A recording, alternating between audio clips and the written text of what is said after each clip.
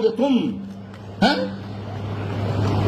अरे मूर्खो, संस्कार किसने दिया भारत को? ब्राह्मण ने। संस्कृति किसने दी? ब्राह्मण ने। शून्य किसने दिया? ब्राह्मण ने। दशमलव किसने दिया? ब्राह्मण ने। गणना किसने दी? ब्राह्मण ने। संस्कार किसने दिया? ब्राह्मण ने। तुम ब्राह्मण का कर्ज 1, 2, 100 साल नहीं, कई युगों तक भी अगर उतारना चाहो तो उतार नहीं सकते। लेकिन आज उन सबको बधाई देता हूं, और जिन लोगों ने ब्राह्मण होते हुए इनको सहयोग नहीं दिया, उनके लिए भगवान से प्रार्थना करता हूं कि उन्हें सद्बुद्धि दे कि वो अगले कार्यक्रमों में सहयोग दें। कि अगर तुम देश से जातिवाद को मिटाना चाहते हो तो ब्राह्मण को जातिवादी कहने की हिमाकत मत करो। अगर ब्राह्मण जातिवादी होता तो पूजा रावण की करता, मर्यादा पुरुषोत्तम भगवान राम की न करता। अगर ब्राह्मण जातिवादी होता तो रत्नाकर वाल्मीकि को महर्षि की उपाधि न देता। अगर ब्राह्मण जातिवादी होता तो संत शिरोमणि की उपाधि रविदास जी को न देता। अगर ब्राह्मण जातिवादी होता तो कबीर के दोहे न गाता। कैसी बातें करते हैं वाहियात। मैं कहना चाहता हूं कि अगले महाकुंभ में एक प्रस्ताव आए कि अगर भारत को जातिवाद से मुक्त कराना चाहते हो, और बड़ी मजेदार बात है, जातिवादी होने का हमला हम पर वो नेता करते हैं जो एक एक जातियों के नेता हैं, जिनकी हैसियत एक एक जाति की है। ये पिद्दी न पिद्दी के शोर में ब्राह्मणों को धमकाने की बात करते हैं। मैं कहना चाहता हूं कि अगले महाकुंभ में एक प्रस्ताव आना चाहिए।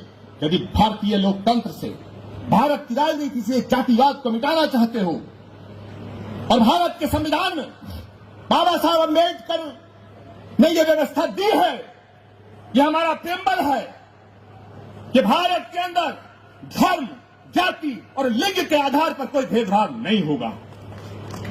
तो यदि यह व्यवस्था बाबा साहब अम्बेडकर ने दी है तो आप विद्वान जन सोचो, फिर ये जातियों के नाम पर आरक्षण भारत को विभाजित कर रहा है।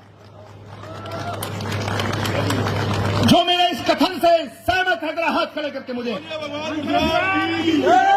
तो अगले महाकुंभ में यह प्रस्ताव आएगा कि भारत को जातिगत आरक्षण से मुक्त किया जाए, और दुनिया के अंदर अगर कोई जाति है तो 2 जाति है, एक अमीर है, एक गरीब है। अगर आरक्षण हो तो उसका आधार आर्थिक हो। 7 चीफ मिनिस्टर, 6 चीफ मिनिस्टर। आज पूरब से पश्चिम, उत्तर से दक्षिण हम देखते हैं, हमें नजर कोई आता ही नहीं। और इक्का दुक्का अगर कोई नजर आता तो वो कर्मकांड से ब्राह्मण नहीं लगता, व्यवहार से ब्राह्मण नहीं लगता, आचार विचार से ब्राह्मण नहीं लगता।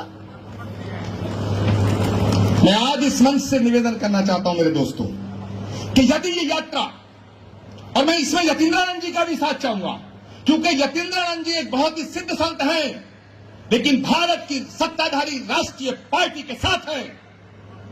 मैं कल की पीठाधीश्वर के रूप में सेवा में हूं, लेकिन मैं भारत की विपक्ष की पार्टी के साथ हूं, मगर ब्राह्मणों के हित में हमारे दोनों के बीच में कोई मतभेद नहीं है।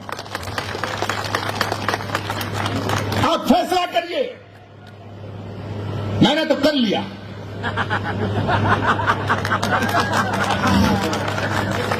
मैंने तो कर लिया। मैंने कर लिया। और मैं बताना चाहता हूं कि जो हमारा हौसला है, हमारा जो जज्बा है, हमारा जो पराक्रम और पौरुष का इतिहास है, मैंने पहले भी कहा कि ब्राह्मण को समझाने की कोशिश करना, बहलाने की करना, फुसलाने की करना, बहकाने की करना, धमकाने की मत करना। मैं देश की तमाम हुकूमतों से कहना चाहता हूं, और वो जब मैं कह रहा हूं हुकूमतों से कहना चाहता हूं, तो उसमें वो हुकूमतें भी हैं जो हमारी पार्टी की हैं। मैं उन सब हुकूमतों से कहना चाहता हूं, वो हुकूमत भी है जो हम पे निशाना साधती है। मैं दोनों हुकूमतों से कहना चाहता हूं कि जज्बे शौक शहादत को क्या कीजिए, शहादत के शौक के जज्बे को क्या कहिए, कि जज्बे शौक शहादत को क्या कीजिए। आज हमने हथेली पे सर ले लिया, आज हमने हथेली पे सर ले लिया, और कत्ल होने से अब हम डरे किस लिए? कातिलों के मोहल्ले में घर ले लिया।